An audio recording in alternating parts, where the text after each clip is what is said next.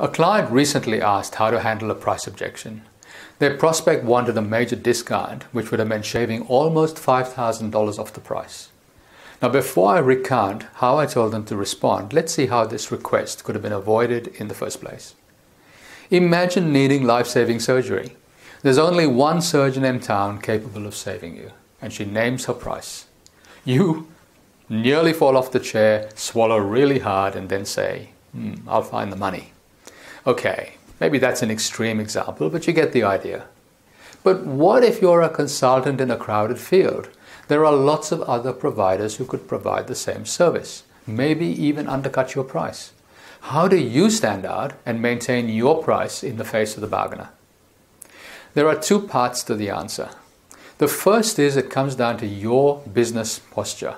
Who you are, what you stand for, how you want to be treated, and what are the non-negotiables when it comes to dealing with clients. Remember, clients are buying your knowledge, skill, and experience. These are your assets. Don't undervalue them. Therefore, start with your own value.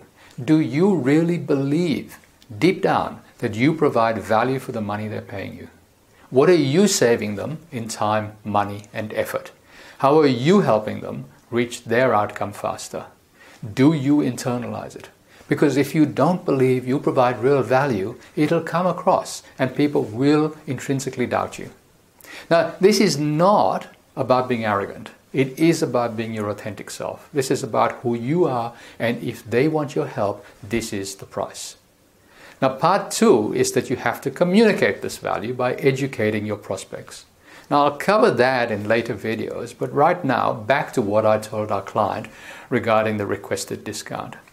I said, hold your ground. You have more than enough business coming in, and if you acquiesce to the request now, you'll lose respect and set the agenda for how this client will treat you in the future.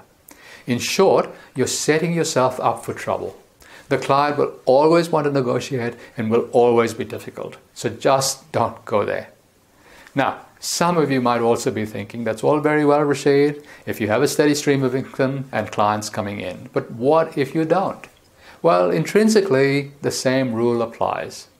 I know it's really likely to be difficult in practice. We've been there ourselves because you need the business. But just be fully aware that you may well be creating a rod for your own back further down the track. I'll cover more on business growth strategies in future videos. So until then, this is Rashid Kopwal.